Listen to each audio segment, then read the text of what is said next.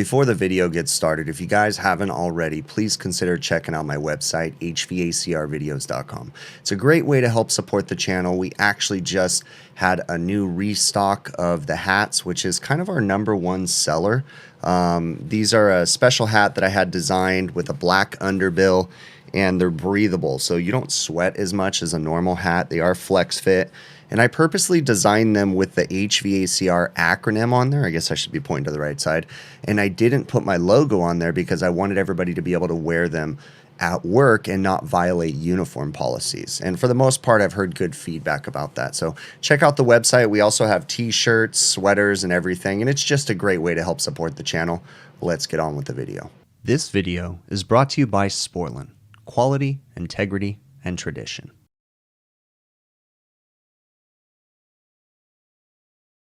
All right, we've got a walk-in cooler this morning that's not working, and it looks like it's all iced up. Thermostat says 42 degrees. I bet they're leaving the door open would be my thought. Wouldn't surprise me.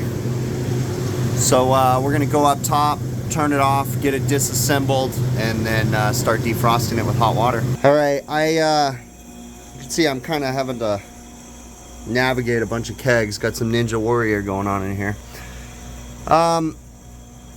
You can tell a lot by just observing. So look at how dirty the fan blades are, like extremely dirty. They're leaving the door open, totally leaving the door open. So got it turned off. We're gonna get it defrosted. While I'm working on the evaporator, I have the blades and the fan guards soaking in degreaser. We'll just push them out of the way. So that way it's a little bit easier to clean them when we're all done. So the ice is built up all the way to the evaporator fan motors. And obviously I don't want to get the evaporator fan motors wet, but we are going to have to get them a little wet, unfortunately, because we're not going to be able to just let this sit for 2 days to defrost. Now another thing is, I always say this, you can tell a lot by the ice pattern. So if you look at the ice pattern, notice how it's rounded at the top, and it's a hard packed ice, but it's rounded right here, and then it tapers off towards the bottom. To me, what that means is that the built-in defrost controller has been trying to defrost it, but it can't. It's been consistently defrosting. Notice the top of the coil. So as the warm air is at the top of the box, right, and the cold air is falling down, it's defrosting the top of the coil, but it can't completely do enough because this guy is not set up for hour-long defrost, right? It's probably only doing multiple defrosts at 20 minutes a day.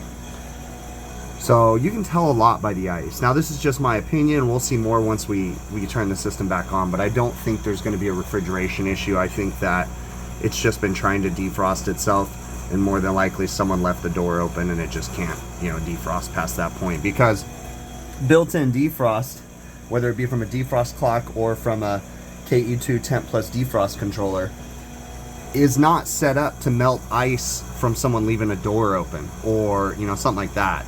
That's not what it's for. It's meant to do just normal frost that builds up, because the coil temperature itself, even though this is a medium temperature box, it's only maintaining 35 degrees, the coil temperature is going to be somewhere between 20 and 25 degrees. So you're naturally going to have frost accumulation. But if someone leaves a door open, which is what I think happened, that frost accumulation eventually is going to turn into ice, and I think that's what happened here. So I'm going to be very careful defrosting this using my wand. Okay. Everybody asks me, where do I get this wand? It's an Orbit wand. You get it from Lowe's in the garden section. Okay. So I'm letting the air purge out of the lines right now. And once that happens, then we should have a steady flow. There we go. There we go. Steady flow of water. You can control it with this knob right here. You can also put it on the mist setting if you need to. And we're just slowly going to defrost around the motor. I eventually want to get the motors out completely, but I got to defrost around them to be able to do that. So first it wasn't draining, so what I did was I took my wand and focused the jet right where the drain's at, because the ice was just that thick. Also put down some pans, because even though this isn't a walk-in freezer, I still don't want to get water on the floor if I don't have to. So just taking our time. But now I got the drain clear, and then I can continue on with defrosting the coil.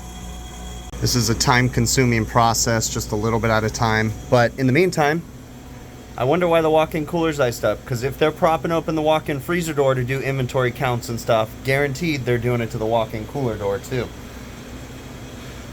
Frustrating, right? But whatever. All right, keep going with this, and then we'll talk with management when we're all done. So if we look at the ice that's falling off, you can see how it's rounded. Now that's big like that because I was defrosting it, but you can see the thickness and how it's rounded.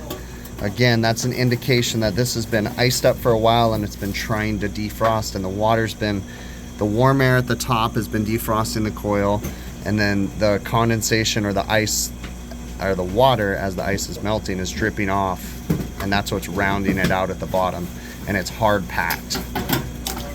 So I just got it defrosted. I got in here, got this all defrosted, so now we're gonna put it back together and then test all of its operations. All right, that light is awkward for the camera angle, but we are back on and running. Fans are moving air. Defrosted that side, defrosted that side. We're gonna let it come down in temperature. I'll wipe down the coil a little bit more, and I gotta clean up my hose, drain that out. I wipe it down, roll it up, get all the water out of it, and then by then we'll jump on the roof and evaluate the condensing unit. So both condenser fan motors are running. The sight glass is gonna be hard for you guys to see, but the sight glass is clear. I'm not feeling a need to put on gauges on this unit because I don't see any issue with the ice pattern or anything like that. What I'm gonna do is go down and we're gonna evaluate the temperature controller and see what kind of a defrost strategy it has in it and stuff. All right, now that particular Ketatherm Temp Plus defrost controller has the Wi-Fi service tool on it, so the LDA. So I can log in. Now this is not connected to the internet. So me showing this IP address is not gonna do anybody any good, okay? You have to be on site. All right, so we're back in here. Go ahead and hit save on that. So we've got it set to 6 defrosts a day. Defrost time's about 15 minutes. I don't really see any other issues there. We really don't have any alarms set. Don't need any. So we're just gonna tell them to keep an eye on it. But it's kind of nice when you have these internet controlled devices because you can log in and see everything. You know, pretty cool.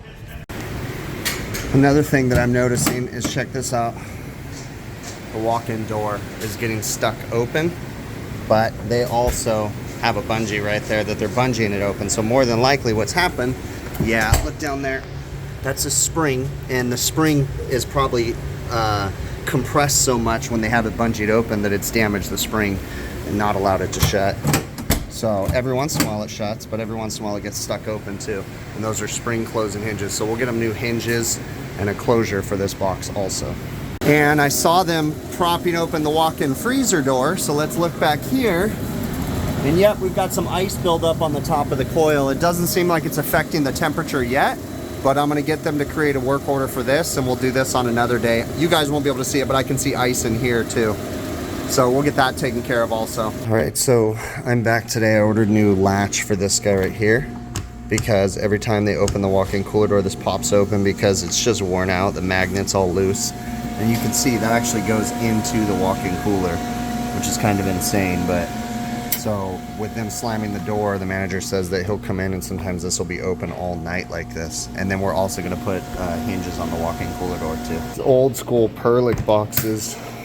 They're beat down, but okay, so it's got a latch now that actually grabs, and you know, I'm pulling on it, it's not opening anymore. So that's good. Now let's get onto the walk-in door hinges. All right, not too difficult. New hinges and a closure, and the door, when you let it go, it actually shuts on its own now and doesn't get stuck open. So all is well. Coil's not iced up. It's been about 2 days since I was here last time. I literally melt ice for a living. That is my job. I go around melting ice on a daily. It seems like that's what we do all the time. But even though, you know, it seems like, oh my gosh, it's the same thing every single time. You know, when you start doing it a lot, and I'm sure many of you guys do it just as much as I do, but I've done it so many times where you're melting ice on evaporator coils, you start to notice patterns, you start to notice trends, like the way that the ice is forming, and I come up with theories. And, you know, for the most part, I can walk up to a lot of frozen up systems and you can say, okay, this has been running too long, or doors are being left open, or this is a refrigeration issue.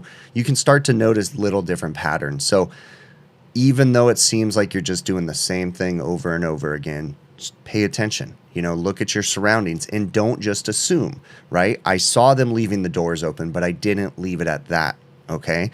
Then you start thinking, okay, if they're propping the doors open, what are the ramifications of that? In this situation, because they bungee the walk-in cooler door open so much, they've actually permanently compressed the door closing springs inside the spring closing hinges, and they no longer have the oomph that they should to close the door all the time. If you're ever trying to test a door, always just let it go about 2 inches before it's closed. That's the true test of spring closing hinges or self-closing doors, is about 2 inches before. And then if you can, go to, if it's like reaching coolers and stuff, slam one door if it has multiples and see if another door pops open and stays open, okay? So in this situation, we looked at the walk-in cooler door. They had several other doors on this walk-in. It's a weird situation.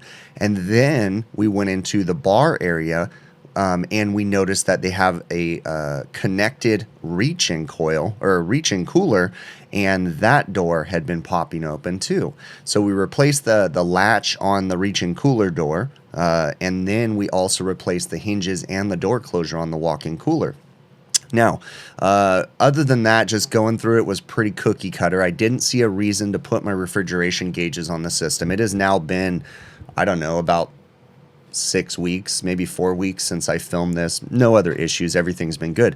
One thing, however, is when you saw me navigating the temperature controller, and that does have a Ketatherm Temp Plus defrost controller, and it has the I think it's called the LDA, and it just basically creates a Wi-Fi signal and allows you to connect with your phone while on site. Okay, and that's an important thing. I get so many comments from people saying you're showing, you know, the what do you want to call it, the URL or whatever, you know, and people are gonna be able, or not the URL, but whatever it is, I can't think of the name of it, but I'm showing the, you know, if someone had it, they'd be able to log in remotely and connect to the system. No, that's not the case. Okay, this uses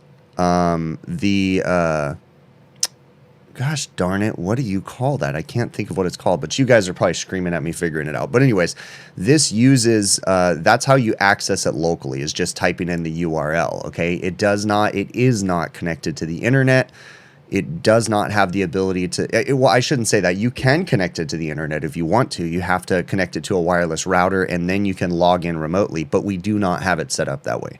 So you have to be on site. You have to have the password, of which I have changed. It is not just the cookie cutter password that's in there. So you have to have the password, and then you can log into it. So nobody's going to get in here and remotely access this system. It's just not going to happen, okay? So keep that in mind, because a lot of people are like, oh my gosh, you know, no, that's not the case. But regardless, when I first logged into the controller, it showed that I was having a communication problem. Now, I didn't get footage of this, but what actually happened was, for some reason, the little LDA that creates the Wi-Fi signal that's connected to the controller, it was frozen. So I actually had to go on top of the box, which is where I have it placed, and unplug it and then plug it back in, basically. And once it did that, it allowed me the access to remotely access it and then be able to go through there. Now, the only thing that this saves me really is from having to navigate the controller from the buttons. And one thing I will say is that Ketatherm controllers, they have their evap efficiency controllers, rack controllers, all that different stuff. I have no affiliation with them, but I do like their controllers. But their user interface on their controllers is silly. It's just difficult. Now, on the Temp Plus defrost controller like this one, there's so few parameters that it's not a big deal. But if you're ever trying to access an evap efficiency controller from the user interface on the controller itself, and there's so many parameters, it's annoying, and my eyes, they just have such a hard time. So that's one thing that Ketatherm, if you guys are listening or watching this, fix that. That is ridiculous.